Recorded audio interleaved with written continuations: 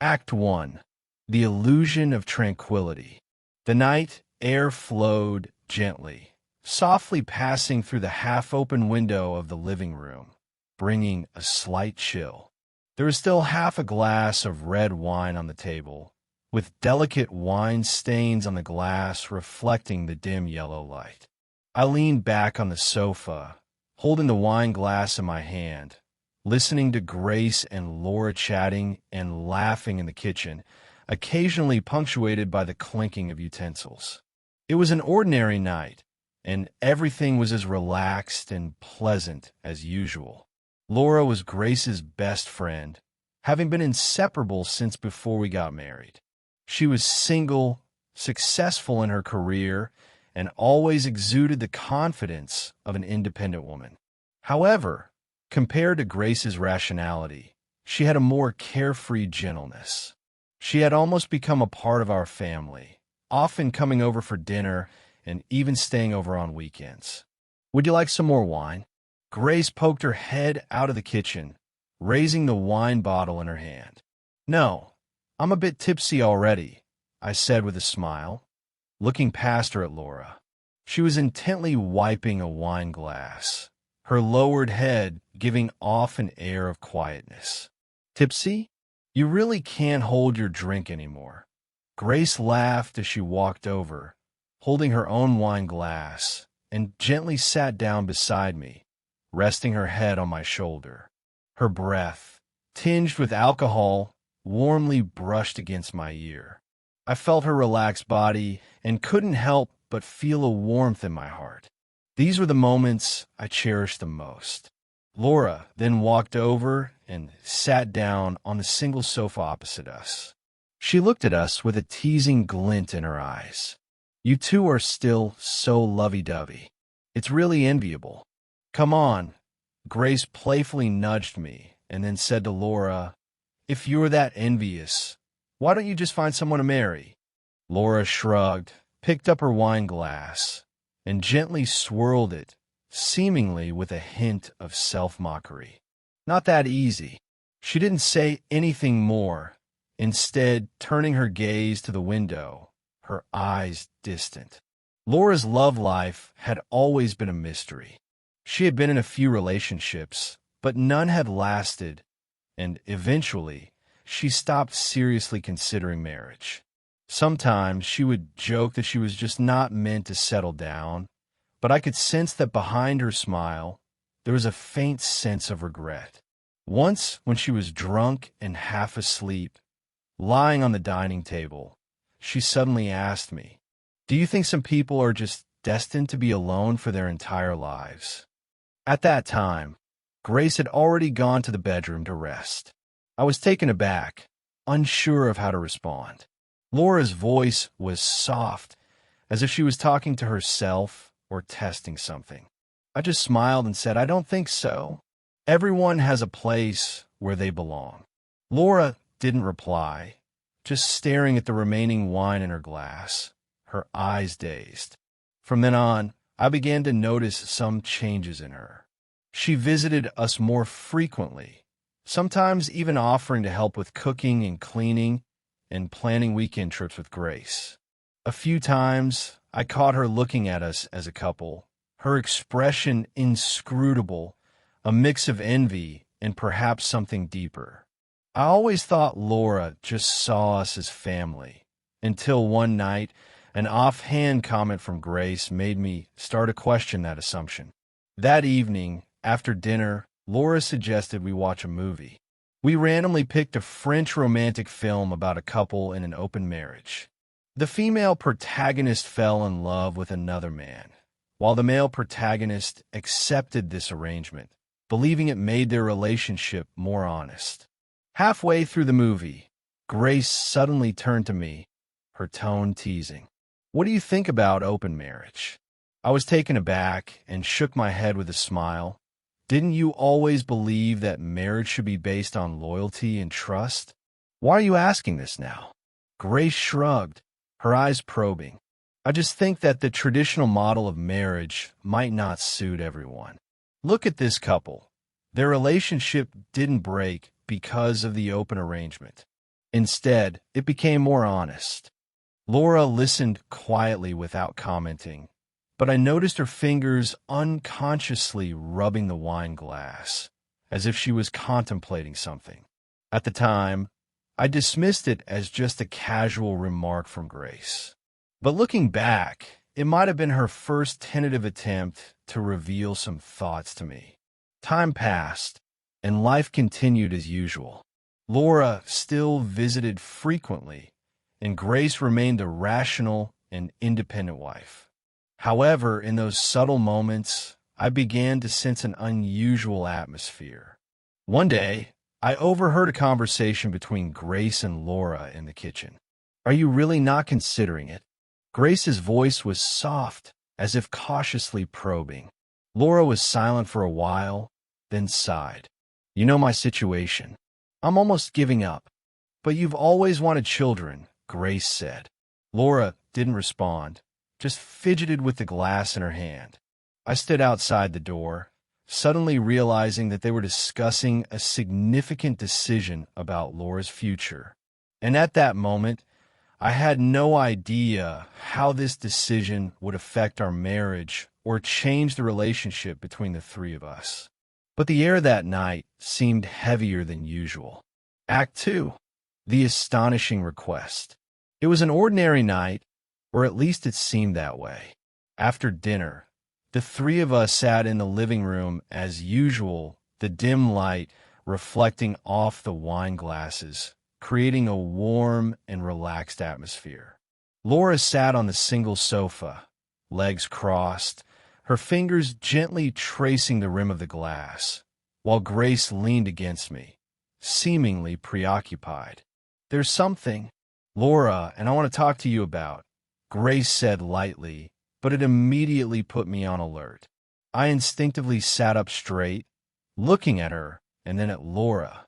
Laura's expression was somewhat unnatural, as if she were deliberately avoiding my gaze. "What is it?" I asked. Grace glanced down at her wine glass, as if choosing her words carefully. After a moment, she looked up, her eyes meeting mine directly. "We want you to help Laura have a child," she said. The living room fell into a brief silence, the air seemingly solidifying. My first reaction was to think I had misheard, but Grace's expression was serious, and Laura's head was slightly lowered, her fingers nervously twisting together. "You mean for me to donate sperm?" I frowned, testing the waters with my question. "Yes," Grace nodded, then added, "but not through artificial insemination." My mind reeled as if something had exploded inside it. I looked at them in disbelief, my mouth slightly agape, unsure of what to say. "You must be joking." My voice came out tighter than I had expected. "We're serious," Grace said calmly, her tone gentle yet firm. I turned to Laura, whose cheeks were slightly flushed, as if she were embarrassed or ashamed, but she didn't deny it. "Why?" I took a deep breath, trying to calm myself. "Why me?" Grace put down her wine glass, clasped her hands on her lap, and explained patiently. "Laura has always wanted a child, but she doesn't want to go through a cold sperm bank, nor does she want to just pick someone at random. You know how high her standards are for relationships. And even with artificial insemination, she doesn't want a stranger's genes influencing her child." I still couldn't accept this absurd request, my gaze shifting between the two of them. "So you think I'm the right person for this?" I stared at Grace, my voice trembling slightly. "You're my wife, Laura is your best friend, and you actually suggest something like this?" Grace sighed and reached out to gently hold my wrist, as if to soothe my emotions. "I know it sounds incredible, but think about it. Laura already considers us family, and you're the person I trust the most. If there is to be a child, I want one with excellent genes, reliable character, and someone we can all protect together. In other words, compared to a stranger, I'd rather it be you. But this isn't something to be taken lightly." My rational mind was frantically raising alarms, telling me this was not just a simple request, but a proposal that could upend the relationship between the three of us. I turned to Laura, whose expression was complicated, her eyes filled with hesitation but also expectation. "Do you feel the same way?" I asked her quietly. Laura pursed her lips and eventually nodded. "Grace's idea has made me think a lot. I've always admired your relationship with Grace, and I like you." She paused, as if choosing her words carefully. "I mean, I like you as a person and trust you. If possible, I want the child to have your genes, but that doesn't mean I want to disrupt your marriage with Grace. You know, this isn't a simple matter," I said quietly, still unable to calm my mind. "Have you both considered what this could do to our relationships if it happens?" Laura was silent for a moment, looking down at her wine glass, while Grace remained composed. "We have thought about it," she said softly. "That's why I want you to consider this instead of outright rejecting it." I was caught in an indescribable struggle. From a rational standpoint, I knew this request was unreasonable. Morally, ethically, and in terms of the stability of our marriage, it felt like dancing on a tightrope, where one misstep could bring everything crashing down. But emotionally, Laura's gaze was starting to waver my resolve. She was indeed a gentle and beautiful woman, and over the years, I had always seen her as a close friend. Moreover, her longing look for a child made it hard for me to stay indifferent. "What if I refuse?" I finally asked. Grace showed no sign of displeasure, still calm and gentle. "Then we would of course respect your decision. It's not something that can be forced." Laura slightly lowered her head, seeming relieved yet somewhat disappointed. "I can understand if you can't accept it." Her voice was soft, tinged with complex emotions. I rubbed my temples, feeling a headache coming on. This issue was not simple. It wasn't just about the birth of a child. It involved the relationship between the three of us and the stability of our marriage. If I agreed, the boundaries between us would blur. Would Grace truly accept it? And could Laura maintain the original distance? If I refused, would Laura feel let down and harbor some resentment? What I couldn't ignore was Grace's true motive behind this request. Did she genuinely just want to help Laura, or was there something more hidden beneath? I was silent for a long time, eventually saying slowly, "I need time to think about this." Grace nodded, not pressuring me, and Laura let out a soft breath, offering a forced smile. But I knew that after that night, our relationship had already subtly changed. Act 3. The Deepening Moral Dilemma. After that night, the atmosphere at home became subtly different. On the surface, everything seemed the same. Grace remained gentle and considerate, and Laura was still the frequent visitor, close and friendly with us. But in those fleeting moments, I could sense the difference in their gazes on me, filled with expectation and a certain implicit probing. As for myself, I felt like I was caught in an invisible vortex. I weighed the possibilities of this decision countless times in my mind, only to dismiss the idea just as many times. How should I face this choice? How should I face Grace? How should I face Laura? More importantly, what would the future look like if I agreed? Are you really not sure yet?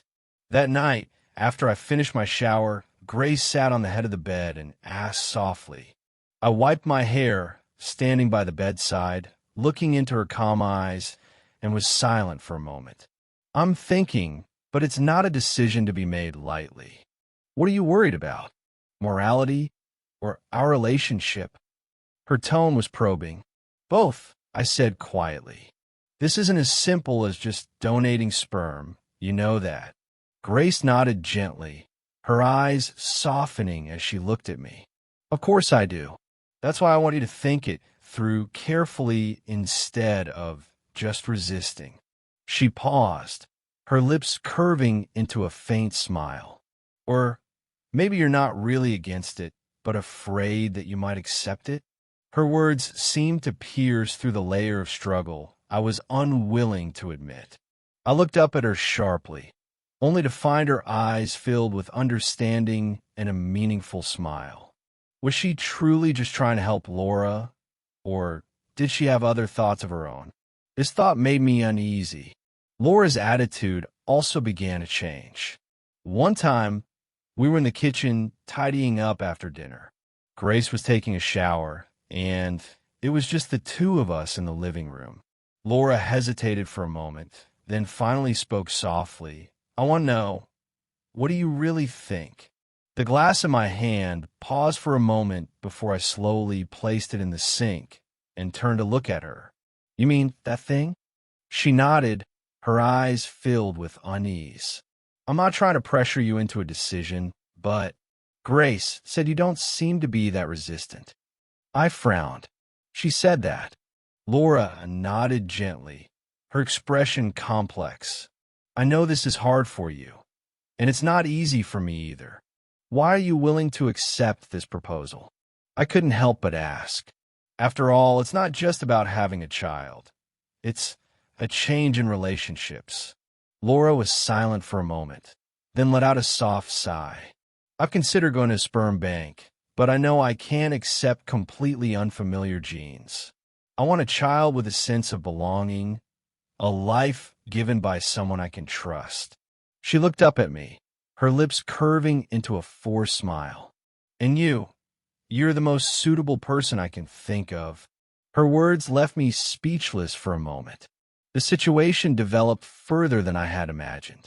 A few nights later, Grace brought up the topic again, and this time, her suggestion left me almost unable to believe my ears. Since we've come this far, we might as well make things simpler, she said, leaning back on the sofa, dressed in a silk robe and holding a glass of wine, her eyes carrying a meaningful glint. How simpler? I asked warily. Grace smiled faintly, reached out, and gently held my fingers, her tone soft yet tinged with a hint of seduction. Why don't we just enjoy the process together? I froze, my mind reeling. What are you saying? My voice was slightly hoarse. You know what I mean? She tilted her head slightly, locking her gaze on mine, a smile playing on her lips. Since we're already considering getting Laura pregnant, why not make the process more natural? I could hardly believe what I was hearing. Grace, I whispered, my heart pounding. Are you serious? She nodded gently, her eyes calm. I'm just giving you a choice. My heart raced uncontrollably, and my gaze involuntarily shifted to Laura, who sat nearby, her cheeks slightly flushed, her head lowered, her fingers twisted together, clearly struggling but not outright rejecting. The air seemed to solidify in that moment. I knew I was standing at the edge of a moral precipice. Act 4. The possibility of an ending. I ultimately agreed.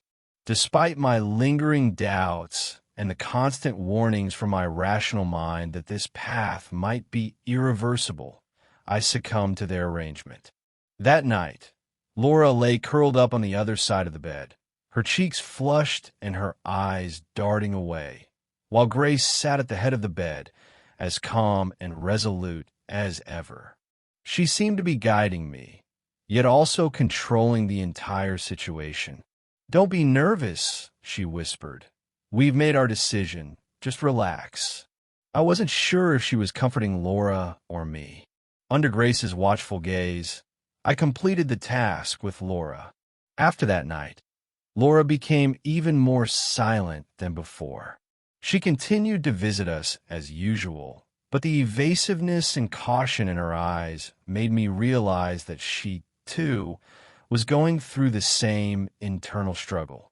Grace, on the other hand, remained unfazed, as if this was just another ordinary arrangement. A few weeks later, Laura became pregnant. When she held the pregnancy test, Tears welled up in her eyes, and her voice trembled slightly. It really worked. I looked at her smiling face, but instead of joy, I felt an indescribable complexity.